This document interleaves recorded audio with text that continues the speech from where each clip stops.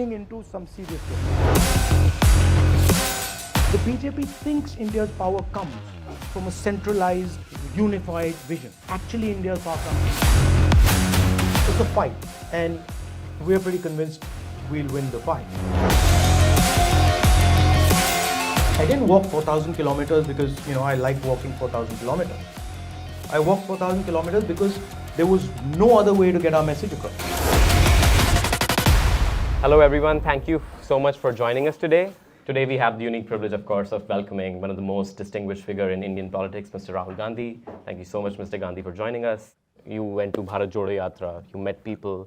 It was a really time of reinvigoration of the Congress party, and also you got to learn so many things. So what did you learn, and how are you going to translate those insights? What I learned in the Yatra was 2-3 different things. One, I realized that what is called the politician in the West and in India is basically dead, right? It's a category that has collapsed on itself. If you want to do politics, you cannot use the same old rules that you were using before. It doesn't work. And so you have to do it with a completely new imagination and in a different manner. That was one thing I learned. And the second thing I realized, which is connected to the first, is that huge part of why the politician is dead is because he's not listening anymore. Politician has gone into a zone where he just wants to please at all cost. What people actually want is not somebody who just listens to them. What they want is a conversation.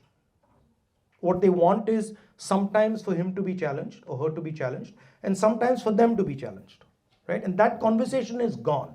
The dominant image of India in the past 10 years has been of economic development, somehow curiously with existing problems. So what do you think in the past 10 years, what has worked, what hasn't worked? Whenever you talk about economic development, right, you have to ask the question, in whose interest is that economic development taking place? Any economic system that grows, it never grows in the interest of everybody. It always grows in the interest of some groups. The question to ask is, what is the nature of that growth and who is benefiting from that growth? Right next to the figure of growth in India, you have the figure of unemployment in India. So India is growing, but the way it's growing is by concentrating wealth, by massively concentrating wealth towards very few people. And most of the growth is happening based on natural resources, on consumption, and not on production, which for a country like India is a real problem, because without a production system, without a production network, without manufacturing, country the scale of India simply cannot employ its people. Similar to the United States, we are operating on a debt sort of model, and we are no longer producing things. The real challenge in India is how do we set up a production economy is able to give large numbers of people jobs. We have 2 or 3 businesses that pretty much control our entire business system. We have Mr. Adani. Everybody knows he's directly connected to the Prime Minister. He owns all our ports, all our airports, our infrastructure, agriculture, mines, power. That level of concentration, you'll get growth, but you won't get any distribution. And a country like India needs distribution. So why do you think this discontent and this growing inequality, the highest unemployment rates, why do you think this has not translated into like electoral outcomes or even like mobilization of people? There is massive mobilization of people, but for an election, right, you need infrastructure to fight an election. So you need a free media to fight an election. You need a fair legal system to fight an election. You need fair election commission to fight. You need access to finance. You need institutions that are neutral. Imagine the United States where the IRS, the FBI, their full-time job is destroying the lives of the opposition. So that's the paradigm we're in. I didn't walk 4,000 kilometers because, I like walking 4,000 kilometers. I walked 4,000 kilometers because there was no other way to get our message across. Even my social media is fully capped. I've got a shadow ban 24/7. My Twitter's under control, my YouTube's under control, and I'm not alone. The entire opposition. So those are the dynamics that the opposition in India is dealing with. I don't think India is running a free and fair democracy anymore. I think 90% of Indian media is controlled by 3 people. Yeah, and the media is famously not generous to you, right? No, I'm a problem because I represent groups that are not represented in the media, right? Poor, I represent Dalits, tribals, OBCs, weaker sections. They have no access to the media. The media is not interested in them. The big battle in India is actually the caste battle. So we're running almost from a caste perspective an apartheid system. So that's what I'm trying to change, right? Because the entire system is controlled by a very thin group. I'm glad you mentioned caste because I go to a public policy school. Very few people from the marginalized caste. I myself am OBC, so I really see caste in everything.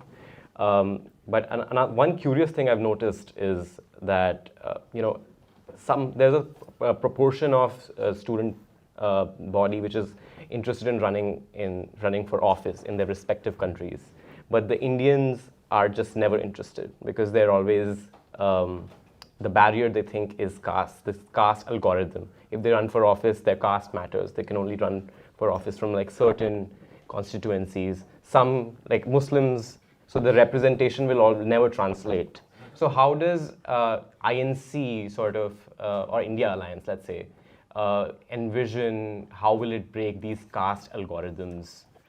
In India, politics is a hard business. I would even go to say it's a brutal business. So I'd be surprised if you'd get people sitting in Harvard Kennedy School who'd say, listen, we want to go into full-scale, hardcore combat. But there are many, many guys who come from a different space who are more than ready to fight that stuff. I mean, don't underestimate how painful Indian politics can be and how rough it can be and how harsh it can be. In your view, what is the essence of India and how do you perceive India's role and identity in the global context? There's two visions of India that are in combat. One idea says India is a union and the other idea says India is a nation. A union requires a constant negotiation. And if you think about India as a union, then you protect the negotiation. And we feel India is a union of states, and what makes India India is the negotiation between its people, the conversation between its people, which is based on democracy, which is based on human rights, which is based on freedoms, which is based on an institutional framework that is neutral.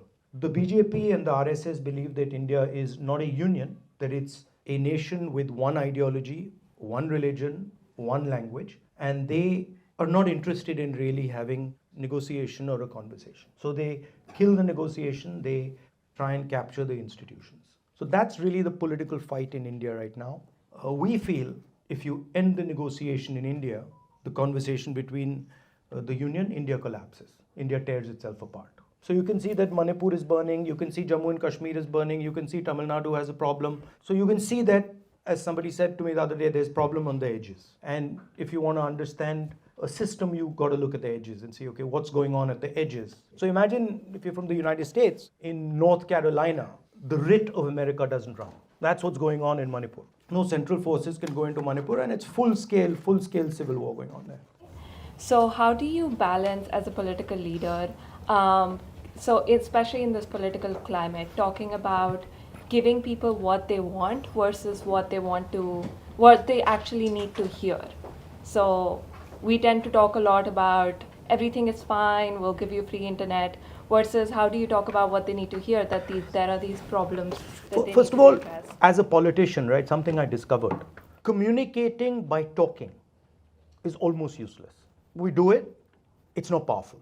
It's almost a waste of time. Communicating by doing, communicating by acting, as opposed to communicating by talking. And then you can talk around the action. The Bharat Joro idea, it's a very powerful communication. We walked 7 hours a day. We spoke half an hour a day. If you ask anybody what we said, people remember one or two things. But everybody knows that we walked 30 kilometers a day for 150 days. So communication is much more about core values than it is about technicalities. And India is an example. Here, democracy is being overrun. So to me, that's what leadership is about. It's about saying uncomfortable things. China is sitting in India today. 1,000 square kilometers of Indian territories in Chinese hands. Nobody in India is saying it. I'm saying it. The government's not saying it. The government's denying it, right? Because they're scared to tell the people of India the reality. No Indian newspaper is saying it.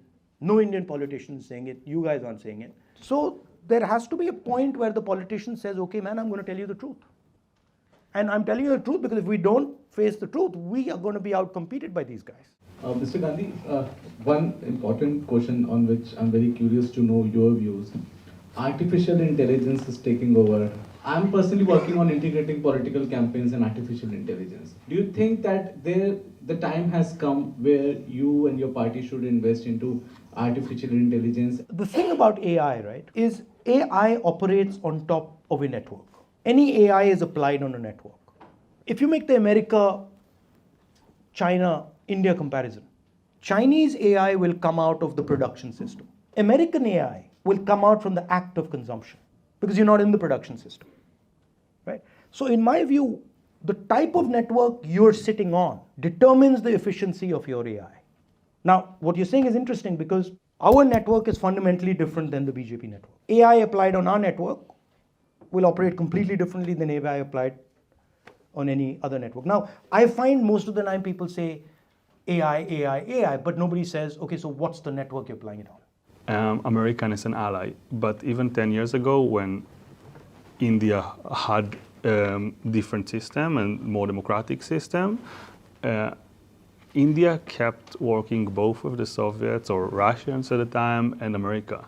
Why would that change, or is it going to change under your government? A solid Russian-Chinese alliance is a real problem for the United States. We have traditionally had a relationship with Russia.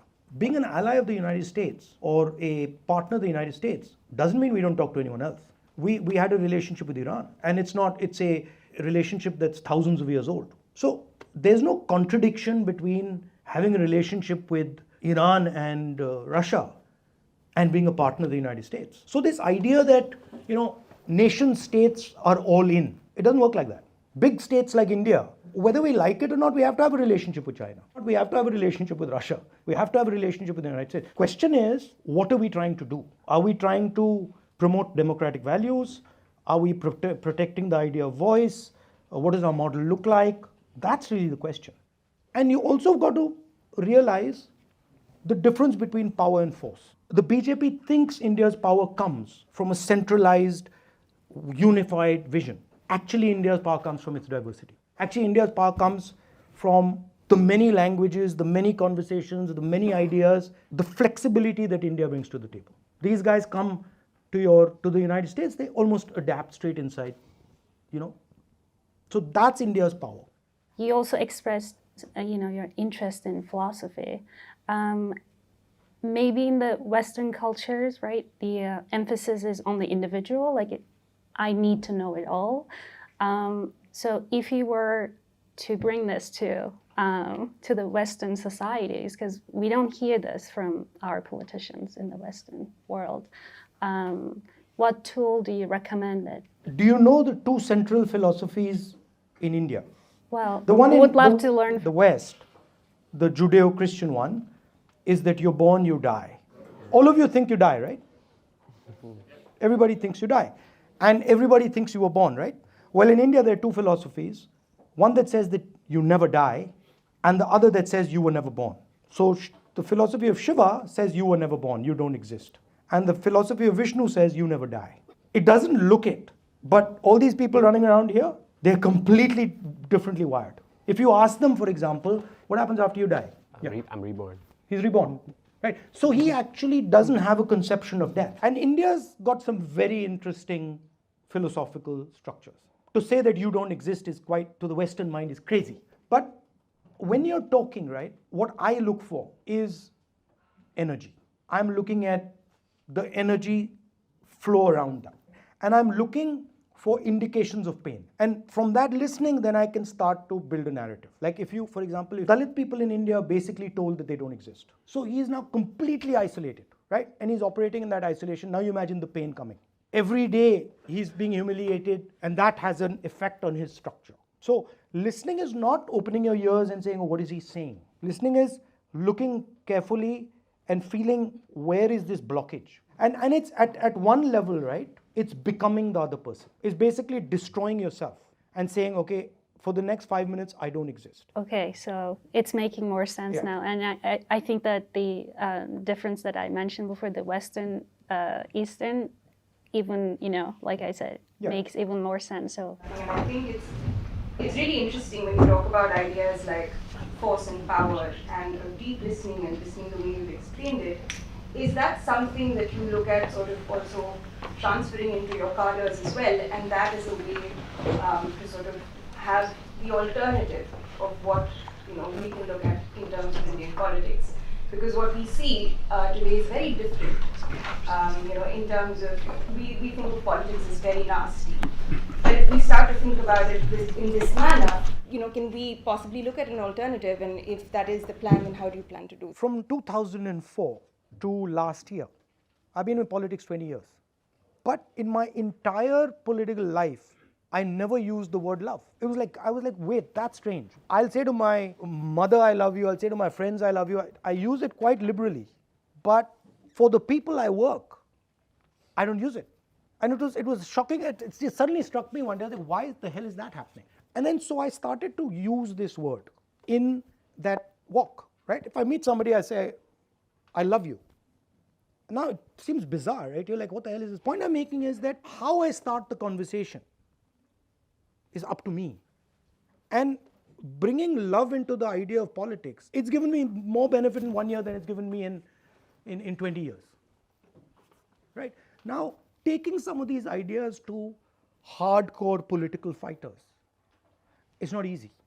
But what you can do is you can infuse it into the organization.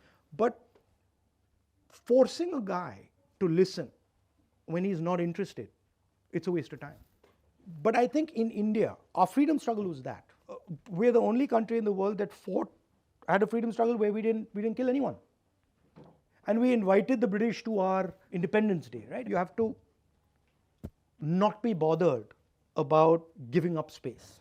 But we're trying to in our own way. We've got setups in our party. They're called the crazy guys.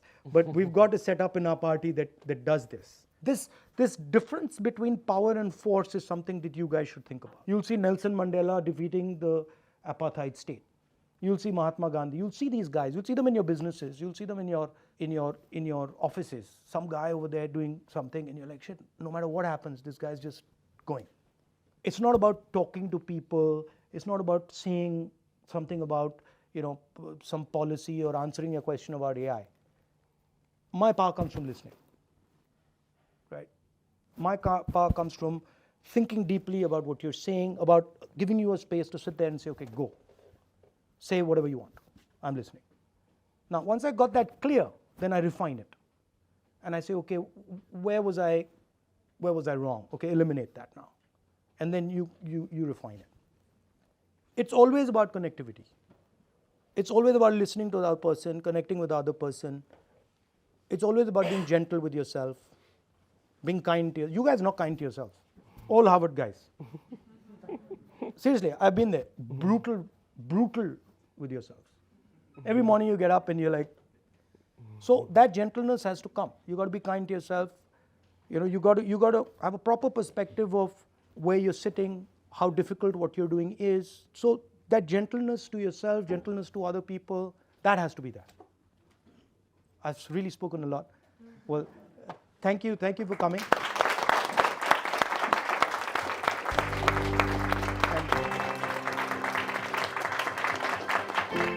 We only have this mug. You know to what? give This is to interesting. I've been looking for a big coffee cup.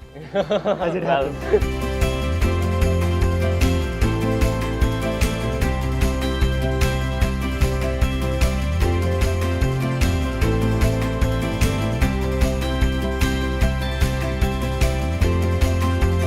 It gives me a dirty look when my face isn't, when I'm not smiling. He's like, smile.